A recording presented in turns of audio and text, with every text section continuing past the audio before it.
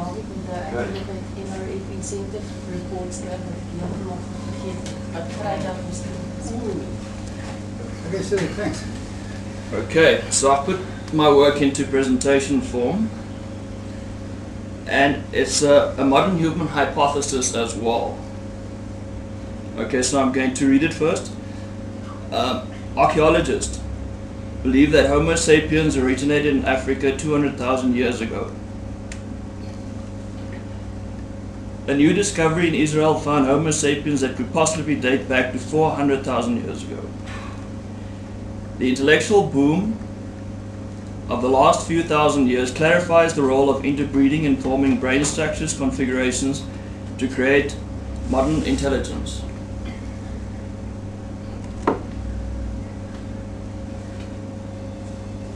The Caucasian race, also known as the white race, consists of 4 known races: the Mediterranean race, the Nordic race, the Alpine race, and the Neanderthal race, and occurs through assimilation absorption known as interbreeding.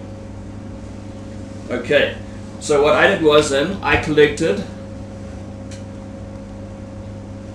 the various skulls of the Caucasian race, and as you'll notice, the different skull shapes and the different eye socket structures as well.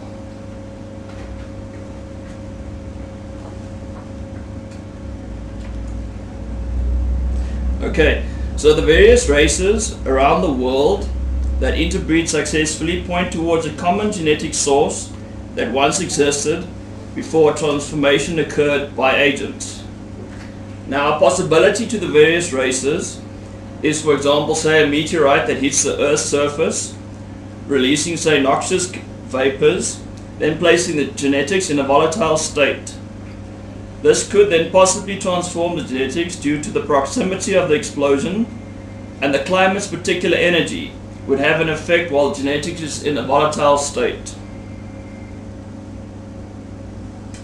Okay, so today you get smaller brains in Homo erectus and larger brains than the Neanderthal race that now exist after the initial interbreeding occurred.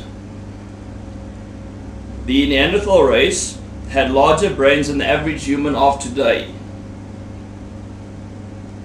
showing that size is not the determining factor in intelligence, but the brain structure configuration that is created through interbreeding.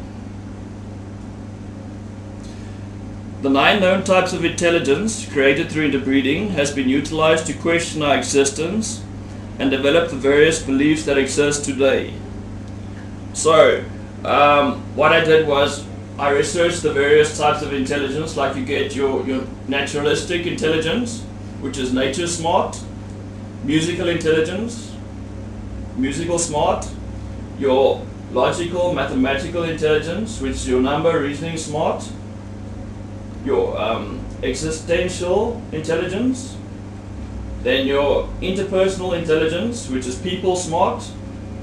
You get bodily kinesthetic intelligence, which is body smart, linguistic intelligence, which is word smart, then intrapersonal intelligence, which is self smart, and then spatial intelligence, which is picture smart. And I have a diagram as well which explains how it works from input to output.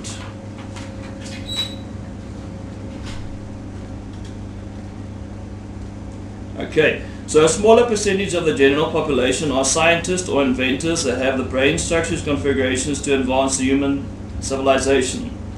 Individuals obtaining 5+ distinctions in grade 12 and do not pursue a career in science or inventing clearly shows the role of the unique interbred brain structure configuration with either aided or impeded brain functionality by the spoiled nervous system producing noteworthy intelligence.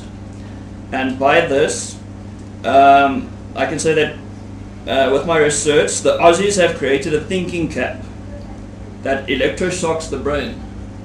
So what it does is it suppresses the left brain. It opens up creativity and mathematical thinking in the right brain. So then we have individual speeds vary with brain calculation, walking and talking. The spoiled nervous system through interbreeding has created various speeds that modern humans live in respect to relativity. Various disorders that are linked to brain structure, configuration, nervous system, and sensory organs that are a direct result of interbreeding are anxiety disorder, depression, stress, immune system, autism, schizophrenia, bipolar disorder, attention deficit hyperactive disorder, attention deficit disorder, sleeping disorders, and more. Okay, then my research on that. The human brain is the center of the human nervous system. Okay, now the disorders that are linked to the nervous system. If you take depression, it speaks about low levels of GABA, a neurotransmitter that reduces activity in the central nervous system. Then if you look at the effects of stress on the immune system, the capabilities of the immune system are diminished after frequent activation of the autonomic nervous system in the case of chronic stress. Okay, so schizophrenia and immune system. The reason for the findings could be explained by schizophrenics, hypothalamus, pituitary, adrenal dysfunction, which has to do with the endocrine system, which also has to do with the nervous system. Then you have bipolar disorder. Studies have found abnormalities in the brain structure, in brain chemical production and function, and nerve-to-nerve communication in parts of the brain that regulate mood and impulse control. And then you have the attention deficit disorder as well, which speaks a lot about nerves and the nervous system. Okay. Then neurology is studied as a systemic disorder, and Cat3 prostatitis as a stress disorder, making the nervous system the key to anatomy and the role of interbreeding in medical conditions pivotal. Okay, so the urology research that I did. Chronic pelvic pain syndrome, mediated by nerves and muscles. The disease includes stress-driven hypothalamic pituitary adrenal axis dysfunction, neurogenic inflammation, and myofascial pain syndrome. Then the hypothalamus and pituitary gland being stress-driven points towards a stressed nerve signal sent from outside the brain, affecting the governing of the autonomic nervous system.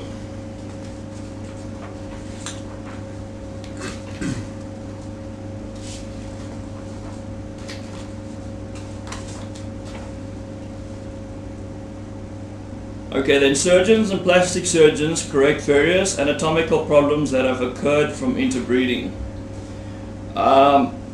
If you look at one of them, wisdom teeth.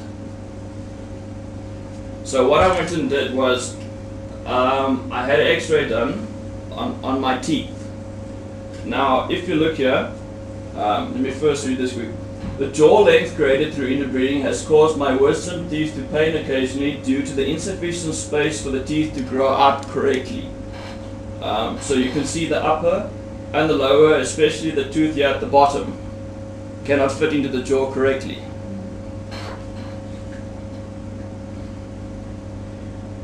Okay, then the eye socket. Earlier we saw the various different eye sockets of the different races. So if we look at, say, my skull that I've had an x-ray done of as well, let me read it quick. Okay, this is discrimination between the socket structures around the eye, irrespective of the correct symmetrical shape of each socket. Now, noticeable dissimilarities. Each of the alphabet letters display either depression or curvature difference, creating dissimilarity on both sides. Upon examining the structures on both sides with the fingers, a remarkable difference can be felt the bone on the right side socket is diminished compared to, say, the left. Now, the incorrect right eye socket structure forces the brow muscle onto the eye, exerting force. Okay, then, humans are essentially a source of energy, controlled by the brain and the nervous system. A spoiled nervous system creates volatile energy and directly has an effect on projection and receiving of various energies. Now, the conclusion. Modern intelligence has been created through interbreeding. The various races occurred through transformation. Various disorders linked to the brain and nervous system are a result of interbreeding.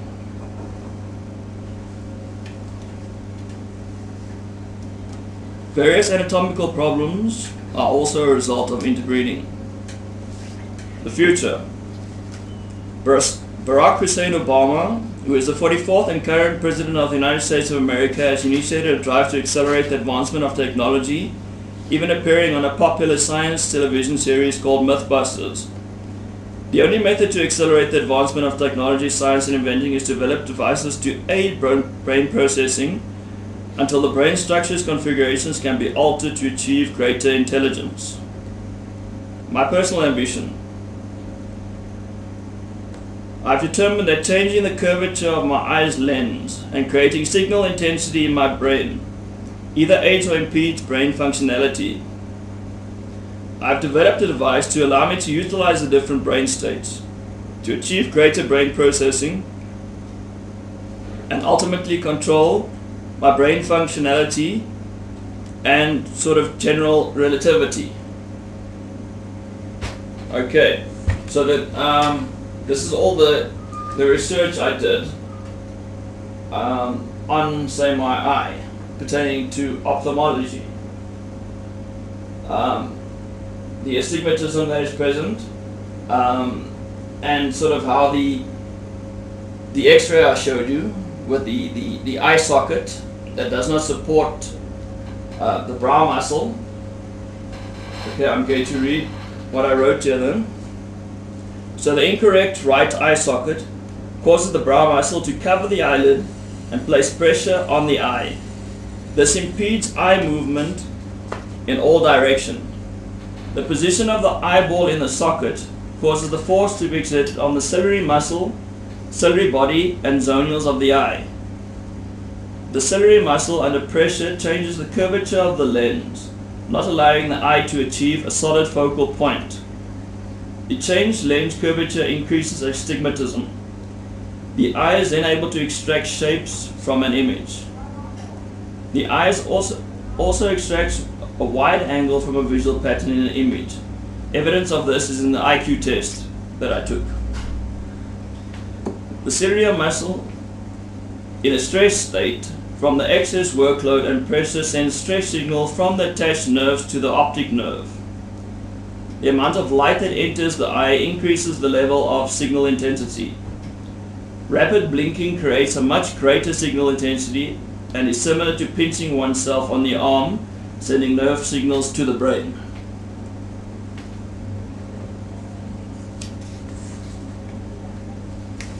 So what happened was I had a CAT scan as well to prove my work that I did, and as I can read here, it says a high signal intensity changes found in the left temporal cortex. Similar, more subtle cortical changes noted in the preto-occipital area, and that is evident from the right eye sending the stress signal to the left side of the brain.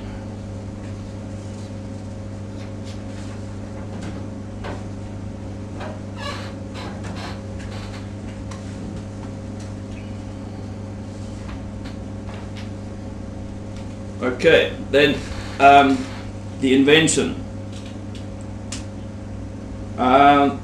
It can be either as primitive as you want, but in the end it can be as advanced as you want as well.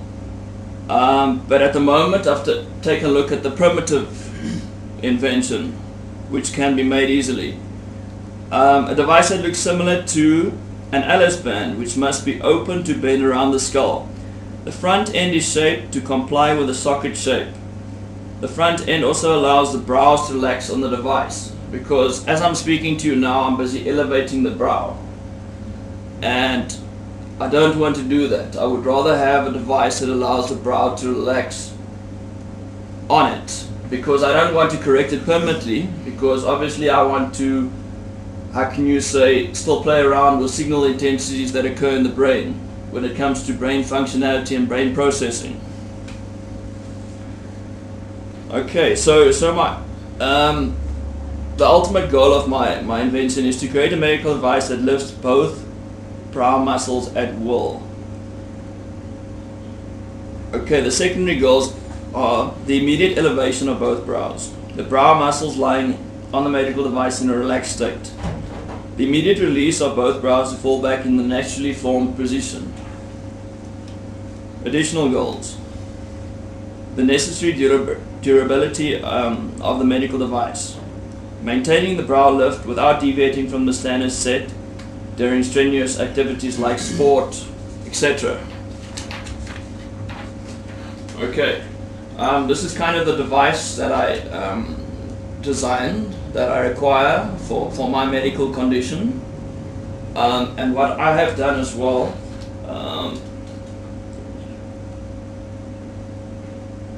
Oh yes, what I've noticed as well, when the signal intensities stop occurring in my brain, my visual spatial picture thinking ability is greatly enhanced. So the signal, what the signal intensities are actually doing is they are blocking my picture ability. So when I talk now to you and I lift my brows and you say talk back to me and you mention descriptive words, I think in pictures then when you say your words, and with the brow on the eyes setting intensities, it does not occur.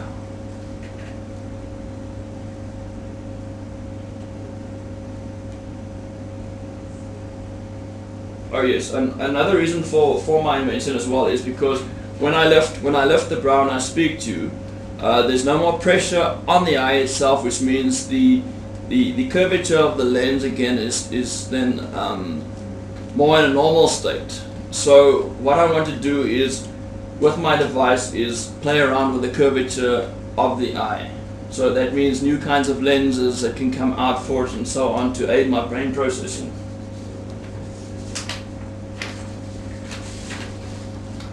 Okay, and then what I did was I made a kind of a prototype as well.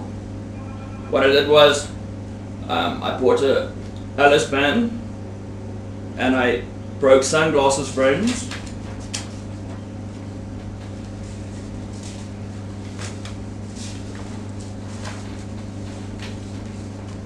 And this is the prototype analysis. Now the pros: easy to find relevant products for assembly, assembled in a cinch within a minute, easily adjustable to conform to the facial geometry due to the elastics. It maintains an elevated brow. The cons: does not achieve the standard set in the design specified, causes discomfort and pain due to the lack of padded material added to create comfort for 24/7 utilization, not suitable to wear in public. The amazing results to the experiment prototype is that it works for less than 50 Rand. Now the required prototype specifications: minimum material, considerable aesthetics, obviously to wear in public, durability, utilization in different forms, possibly sport, whatever. Well, the objective is to try and achieve cost effectiveness, since the device prototype at first will only be there to elevate the brow and no lenses present or to be included in the design. And part of the reason why I wanted to have this presentation was because not only has my medical condition resulted in an invention I require, but all research throughout the past 3 years has given rise to sort of multiple projects that I've started working on, which means multiple inventions will come out of it. That's it. Thank you. Now, I'm not too sure how that device of yours is going to solve the problem now. Do you mind showing us what the way that it functions? Well, the function of the device, this is the primitive device. But like I said, later it will be more advanced. You can even include electric technology and so on to achieve different results. But at the moment, it's just to put it on and to have the brow elevated. So I don't need to, how can you say, walk around with the brow, me having to, because it requires energy for me to lift the brow. So immediately that takes concentration and that takes energy. So why not put myself more in a comfortable state where I can create something that looks, say, as considerable aesthetics, and a device like this where I can have the brow relax on it like it is now. And I'm more in a relaxed state now because the brow is relaxing on the device. And did you have any test? You said that the curvature of the eye ball changes when it's elevated like that.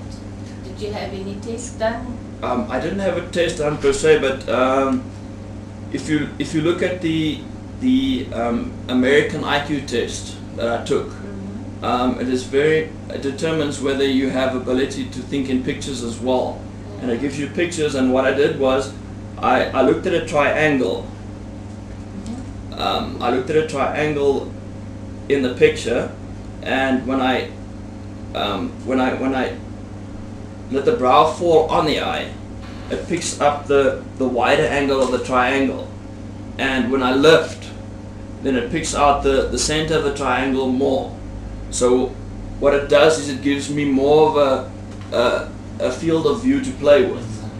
Is that with a flat triangle or a three-dimensional triangle? It's flat, yes, but it's the view angle of the picture which makes the big difference, because if I can't see the triangle in its entirety, that gives me less to work with when it comes to pictures. Okay. And the IQ test was done without that and then with it? I haven't done it without or with, but definitely there should be different results, especially since the picture ability will be greatly enhanced too as well. Okay. And how many people would have a condition like that? This is the problem that I'm sitting with, because like I said, I sent it to an American company, and I got an email back from them. They said they cannot take on this project, but there's a design company in California, and they are based in Atlanta, that can do it for me. But they said at the end there they would like to work with me on future projects, which means they've seen what I'm capable of with in this design. Yeah. But the other thing is, I've sent it to innovation companies in Johannesburg and Cape Town as well, and some of them aren't willing to just make it. I don't know whether they don't see chance to make the design or whatever, but I have had a few come back to me and say that they cannot take on this project due to the limited market value. But like I said when I started, this is my medical condition, and it pertains to the way my brain processes information. So yeah. And how long do you need to wear something like that before you actually see the change? Is it immediate? It's not so much about the change. It's the fact about me being in a relaxed state then, because what I'm doing now is, as I'm speaking to you, I'm elevating the brow, because that's it gives me better picture, like I said, better picture ability, better communication ability, and when I put it down, it's just not comfortable for me. How did you become aware of your problem initially? I was actually, well, I had can you say, teachers that found problems in primary school, but I wasn't aware of my problem. But later on, doing history research and so on, I came across a website that had 3 Caucasian skulls: the Mediterranean race, the Nordic race, and the Alpine race. And I had a look at these eye socket structures, and I determined that interbreeding of the 3 could create a problem where the brow is on the eye and it impedes movement and so on. And from then on I started lifting the brow and I started calculating the difference between the up and between the brow elevated and in the down position. And that's where all my research has actually blossomed from, if you can put it that way. What is your background? You might have told them before I came. What is your background? Are you in any specific area, like a medical area or eyes? I am not actually, but I like to do research on various fields. I'm part of the Historical Society in Kimberley as well, Northern Cape more specific, and I'd like to do research as well, whether it be anthropology or history or archaeology as well. But medical is very interesting to me as well, because I had biology was one of my favorite subjects at school as well. So what do you think, what would you like to gain from this meeting? From this meeting, what I hope to gain is, firstly, I would very much like my device to be made so that I can have the brow relaxed on something and I don't have to walk around elevating it the whole time, which, like I said, utilizes a lot of energy and effort and concentration. And then secondly, to possibly hope that say the university would like to work, say, in cooperation with me on future projects of mine. Because like I said, all my work has given rise to sort of multiple inventions and multiple thoughts of sort of enhancing sort of the human brain. And all of those inventions in medical field? In the medical field, yes.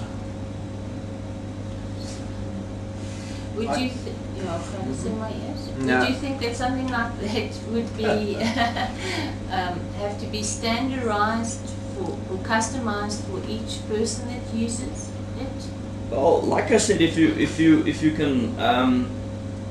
can brainstorm ideas, like I said, the plastic on the elastic on the side, yeah, allows it to shift. So if you can create something similar where you have shifting, then it means you can create one device that can be for multiple people. It can adapt to the geometry of different people's skulls.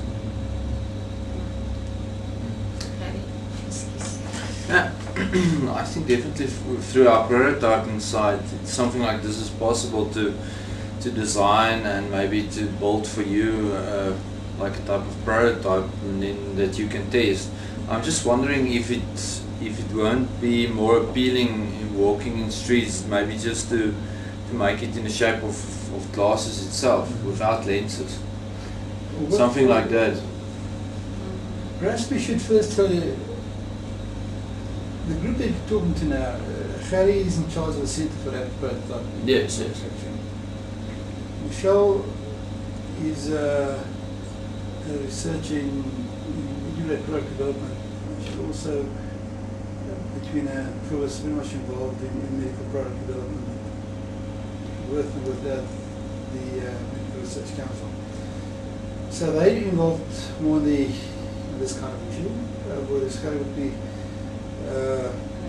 in the design and the manufacturing. I signed the lead forms. Okay, so this is one side of the group. Just on the opposite side of the entrance, there's another office there, which is the guy there is in charge of the Product Development Technology Station. Now the difference is that this is an academic and commercial activity, a group. Yes. This group is funded by government and it assists people with the development of innovations and product development. So in that sense, I don't know what you guys think, but there might be involvement from that angle as well. So I'm just battling to see a way forward with this, to see what the best way forward with this. Like I said, what are the big points? Normally the process would be that somebody would come up with a nice idea, they'd come into the door, they go and see him, they would work on the project. He's got a group of design engineers and so on, they work on design, and in some cases where their manufacturing needs are such that they would need Harry's input, they would get his input there. Alternatively, customers would simply come and say, this is what we need, basically manufacture it for us. So this, as far as I'm concerned, in terms of the refinement of the design and so on, I think to a large extent it would be a little bit of study. Do you agree with that? I will make a suggestion, maybe, please. Prof, that for a way forward is like Kobus did for Universitas Hospital, that type of device, that he can maybe be the link with the medical side, with the technology station, maybe just sitting down and you understand, just get your needs sorted out, and then liaise with Rodrigue and Prof, and we can see what type of funding can we use, maybe to fund the first one, that you can have aesthetic, nice looking, because they have quite a nice design center. Because aesthetics is very important. That's great, yes, to wear in public, yes. Yeah, you can see just next to you is my oxygen machine, so I also don't like it to wear that you understand, in the street, but yes. so I understand from where you are coming from. So I would just say for something like this to go to the medical device platform, you would need, and correct me if I'm wrong, a broader application field. So you will have to have backup to say that there are 10 people with this type of condition or something similar, or not. No, you're right, Michelle. But actually, I haven't actually mentioned that. We've got the Medical Research Council also. They've got an activity which they call the Medical Devices Innovation Platform, which Michelle is running in terms of CMT. Yes. And she's referring to that activity. Yes. And in that case, the Medical Research Council funds project that we do. But in that case, there must be some cooperation between different universities. It can never be only one university working on a project. And that's the problem that I foresee with this. Yeah. So we would have to get some buy-in also. Collaborate. But you see, I think you would have to approach people that work with eye problems and ask them if they have any people that they would be able to test something like this on. And then together, even with this, involve a university with the neurologists. And then get like a backup for what you are saying, not just on you. Yes, but I think, Michelle, I think that in any case, that's sort of a longer range. Yeah, but that's what I said. That's preferred later case. on. But perhaps initially we could try and come up with a basic dosage. Yes, with a primitive sort of design, just to get the trial elevated at the moment. I think that's the first step, and then you can we build it on our machines custom.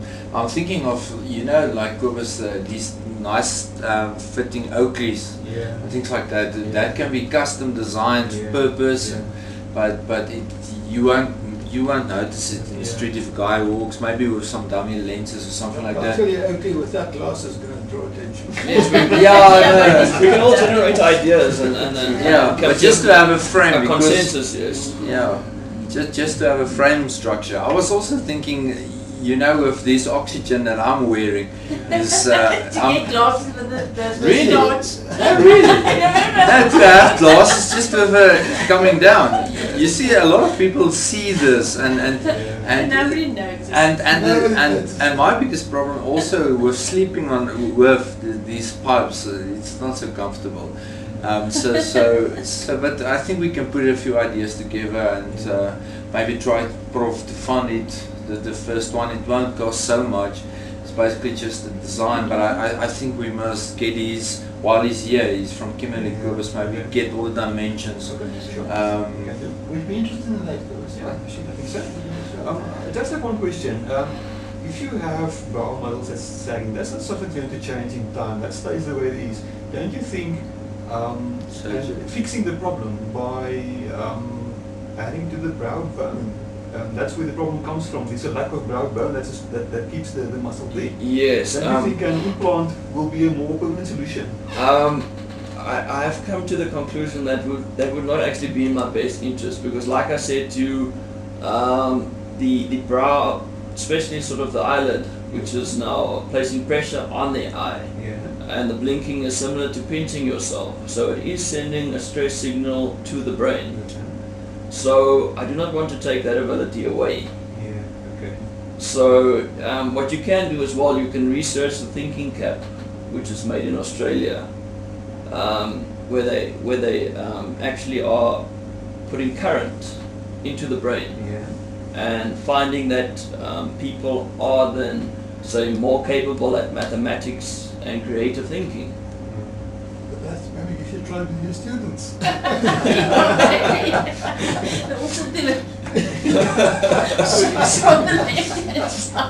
But yes, that's why I say, you know, in the future this can be a lot more advanced. This is as primitive as it can be now, but it can be as advanced in the future as well, where we can look at ways of generating current from it into the brain. You know, the possibilities, I say, are endless when it comes to inventing and science. Did you have a look at, okay, this is only for the brow muscles, any other problems you had a look at? These, all people are different and we all have different problems. Did you only look at this now or are there different applications you can, I don't know, something else? In the way of this is only for lifting the brow muscles now, but this is only lifting the brow muscle for now, but like I said, if we advance this design and later on we bring in the lenses and stuff, because lens curvature has a lot to do with visual spatial as well, especially when you look at images where you might have someone else who has the brain to do advanced calculations in pictures, but the curvature of the eye does not allow them to extract the sort of pivotal information from that image. So everything is open for progress in my design. So I will just suggest that you also just ask him just to fill in that first contact form. Yeah, that we can just register if we want to subsidize, you understand, the project. I'm just thinking how the technology station will operate. Maybe get these measurements we can maybe get your CT scan also if you really want to make a custom fit one. And then the thing I want to discuss as well is a big part of this presentation is the future projects I plan to work on. Like I said, I dealt with from sensory organs to the nervous system to the brain and everything, and that will be part of my future projects. And I hope to make inventions pertaining to those three I mentioned. How we basically operate is just, you understand, if a client have maybe multiple ideas for 3 or 4, then he must decide which one is the biggest, for himself, and then we just take one at a time, and then we, you understand, as soon as that one is completed, then we can bring the second. Because the other inventions I would like to work on will be mass market value. This one is for myself now, but what it will do is that it will aid me in my brain processing as well. So then you will see a lot more inventions of mass market value very soon then. Again, I think for future contact, I think you should contact you and do the, it appears to me that to some extent it will be more, the interaction between the 2 units are there, so it's there, it's not a problem. Just to sort of come into the right door, I think might be appropriate. Yes. And I'll get you his business card before I leave, or when I leave now, and at least even know there's about to talk to you in the future. That's great. And you must remember to show him the implant that we did. Okay. Yeah. Yeah, the eye socket, yeah. Cobus, if you don't mind, Prof. Yora and myself must quickly just fill in a few forms, sure. and you can maybe just take your Just showing what What we did, yeah, sure. Okay, Yeah. and then the capability of the nylon, I think that will be strong enough. Yeah, I think so as I'm well. also thinking, you know, the safety goggles, safety glasses that you get, you can adjust them here for different faces. Yes. And I'm thinking maybe to make it custom design like that, Incorporate it, incorporate that in the design. It has like clicks here, Yeah. so you can go up. You will have to Maybe have an something. idea. But before we sort of adjourn, what I wanted to say was one of the most important things for me in the future as well is access to information.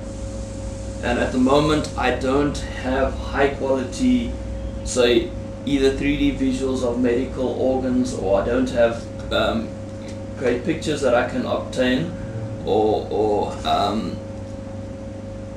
just okay then yeah, information that is relevant to my research. Okay. So but that's also how can you say part with us that I'm trying to achieve as well. Yeah. To see maybe should I do a small course here or something as well where I can just get a foot in the door and get access to medical diagrams, because my brain works in pictures Yeah. and that's what I need to feed it is the correct pictures. And I think for you to get it, you would have to register for some course. yes, I think so as well. Health sciences some way. But I mean, hey, you can register any faculty Yeah. as long as it's a student, you can get access to them. Yeah. so you have like high quality That I wouldn't know. images, yeah, of- That I wouldn't know. Yes, That's and, sure. Yeah, the biggest problem is the confidentiality of the patients, and so we're not No, allowed. I'm talking about library stuff now. Yeah, okay, library library stuff, stuff. access, yes. I don't know what's in the I library. don't know what's From health sciences, I think we. They should have, but I'm not too sure. Yeah. I normally don't read Yeah. the books, if you understand. Yeah, but I'm not looking to Yeah. sort of go into the patients. I'm looking to Yeah. where Just general. maybe case studies that are in a library or something similar. Okay. There will most likely be, we can also talk to Johan, he did pathology in his university days, so he will have some interesting material, I believe. And from Johan on, I think we go to health sciences. I'm sure they will have, I know in radiology, they do therapy, they do pathology as well. Yeah. So I think they will help us. Okay, that's excellent. Okay. Thank you. Thank you. Okay, now Michael, I've got another meeting. Ja, So, gaan ons maar papiere eers los. ek sal maar eers moet Okay. daai en ek sal Ek sal sê maar kyk vir 'n slide. Of ek ja, kyk net vir ons die blik nou. Okay.